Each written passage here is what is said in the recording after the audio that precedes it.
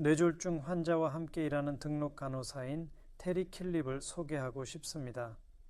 테리, 지역 간호사는 어떤 일을 하나요? 우선 다양한 지역 간호사들이 있습니다. 기본적으로 지역 간호사는 환자의 집에서 간호 서비스를 제공합니다. 그래서 지역에는 다양한 역할을 하는 간호사들이 있습니다. 예를 들어 요실금 전문 간호사, 장루 간호사, 호흡기 간호사 등이 있을 수 있습니다. 지역에서 일하는 지구 간호사들이 있으며 그들은 정말 다양한 업무를 수행합니다. 그리고 지역 뇌졸중 서비스가 있는 지역에서는 지역 뇌졸중 간호사들도 있습니다. 지역 뇌졸중 간호사들은 환자의 집에서 뇌졸중 환자의 관리를 조정하고 병원에서 집으로의 전환을 원활하게 돕습니다. 지역 간호사가 필요하면 어떻게 찾을 수 있나요? 지역 서비스를 이용하는 가장 좋은 방법은 GP와 연결되는 것입니다. 이것이 지역 사회에서 사람들이 필요로 하는 주요 연결고리입니다. 그런 다음 GP의 진료소 간호사들이 있으며 그들은 지구 간호 서비스로 지역 뇌졸중 팀으로 그리고 필요한 서비스와 연결되도록 추천할 수 있습니다. 뇌졸중 환자는 모두 다르다는 것을 들었습니다. 복잡한 질병이고 사람마다 다른 필요가 있습니다. 제 필요가 무엇인지 어떻게 알 수 있나요? 우리는 당신을 평가합니다. 간호사들은 사람과 그들의 필요를 전체적으로 평가하는데 매우 능숙합니다. 그들은 신체적인 것뿐만 아니라 정신적, 영적 필요도 살펴보고 뇌졸중이 그들에게 어떤 영향을 미치는지 봅니다. 그래서 집에서의 필요도 기반 평가입니다. 그리고 저는 필요한 지원을 받지 못하고 있다고 느낍니다. 지역 간호사가 어떻게 도와줄 수 있나요? 지역 간호사들은 당신이 필요로 하는 지원의 일부를 형성합니다. 지역 간호사가 연결할 수 있는 다른 서비스들도 있습니다. 당신이 사는 지역에 따라 다릅니다. 필요 평가 서비스가 있으며 그들은 당신의 집을 방문하여 당신의 필요를 결정하는 또 다른 그룹입니다. 어떤 사람들은 샤워나 옷 입기에 약간의 도움이 필요할 수 있습니다. 다른 사람들은 집안일에 도움이 필요할 수 있습니다. 하지만 우리는 항상 사람들이 가능한 한 오랫동안 자신의 집에서 살 수 있도록 지원하는 것을 목표로 합니다. 그리고 저는 필요한 지원을 받지 못하고 있다고 느낍니다. 지역 간호사가 어떻게 도와줄 수 있나요? 지역 간호사들은 당신이 필요로 하는 지원의 일부를 형성합니다. 지역 간호사가 연결할 수 있는 다른 서비스들도 있습니다. 당신이 사는 지역에 따라 다릅니다. 필요 평가 서비스가 있으며 그들은 당신의 집을 방문하여 당신의 필요를 결정하는 또 다른 그룹입니다. 어떤 사람들은 샤워나 옷 입기에 약간의 도움이 필요할 수 있습니다. 다른 사람들은 집안일에 도움이 필요할 수 있습니다. 하지만 우리는 항상 사람들이 가능한 한 오랫동안 자신의 집에서 살 수 있도록 지원하는 것을 목표로 합니다. 뇌졸중 후에 장애가 생길 수 있고 그 장애를 의식하고 약간 부끄러워서 더 이상 외출하거나 친구들을 만나고 싶지 않을 수 있습니다. 저에게 어떤 조언을 해주실 수 있나요? 저의 조언은 뇌졸중 후에 우울해질 수 있다는 것을 인식하는 것입니다. 그것이 어떤 사람들에게는 큰 변화를 가져왔다는 것입니다. 어떤 사람들은 매우 가벼운 뇌졸중을 겪어 큰 영향을 받지 않을 수 있습니다. 어떤 사람들에게는 더 큰 변화입니다. 그들은 더 이상 운전할 수 없습니다. 그들이 하던 일을 할 수 없습니다. 그리고 그들은 우울함, 고립감, 사회적 버림받음을 느낄 위험이 있습니다. 그래서 저의 조언은 뇌졸중 전의 사회적 네트워크를 유지하는 것입니다.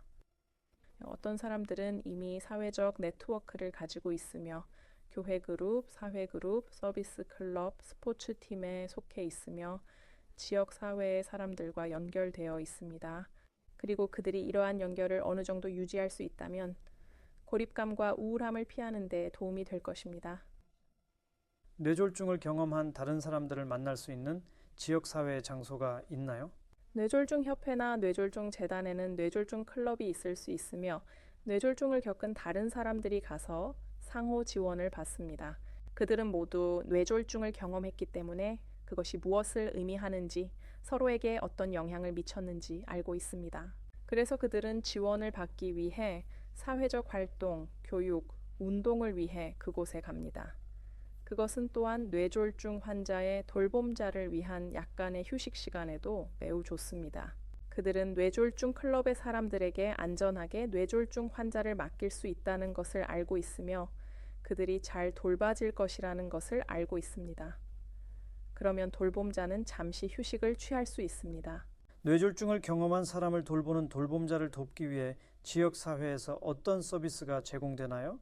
여러 서비스가 있습니다.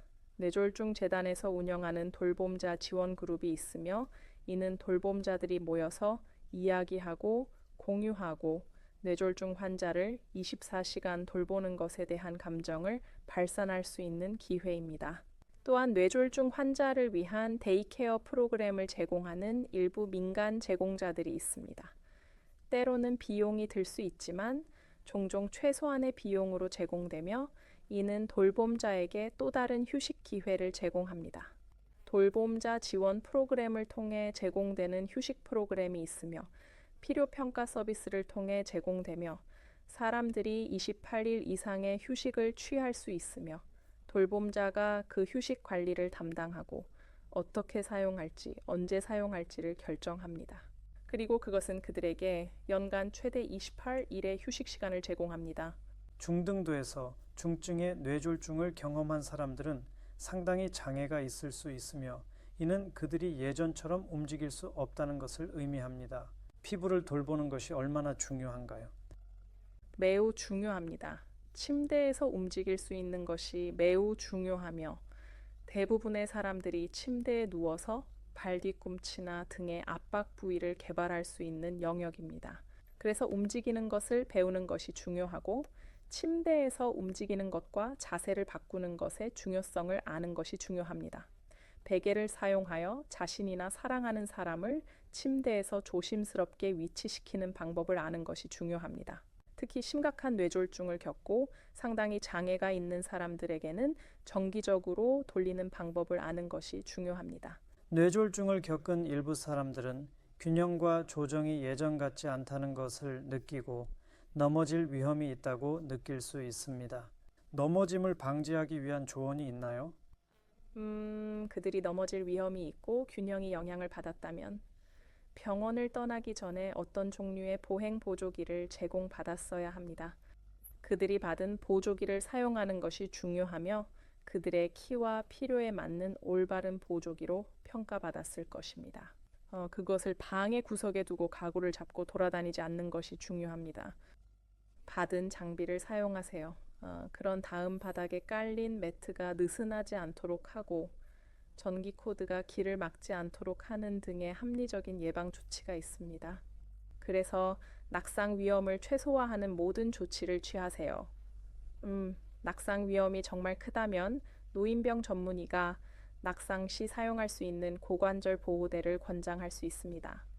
그것들은 매우 좋은 장치이며 낙상 위험이 큰 사람에게 마음의 평화를 줄 수 있습니다. 그것들은 그냥 고관절 가장자리에 앉아 있는 건가요? 맞나요? 맞습니다. 그래서 넘어지면 충격을 흡수하는 거죠. 맞습니다. 속옷에 통합되어 있습니다. 착용하는 사람들에게 잘 연구되고 잘 받아들여지며 뇌졸중 후 골절 위험을 정말로 줄여줍니다. 텔레비전 광고에서 시계처럼 보이거나 목에 걸 수 있는 알람을 본 적이 있습니다. 뇌졸중을 경험한 사람에게 그것들은 얼마나 중요한가요? 다시 말하지만 그것들이 필요한지 여부는 사람들에게 달려 있습니다. 우리는 종종 사람들에게 하나를 투자하라고 조언하며 항상 본인이 직접 비용을 지불할 필요는 없습니다. 그들은 자신의 혜택을 사용하여 비용을 지불할 수 있습니다. 혼자 있거나 낮 동안 보호자가 없는 동안 혼자 있는 사람들에게 버튼을 누르면 누군가가 있을 것이라는 마음의 평화를 줄 수 있습니다.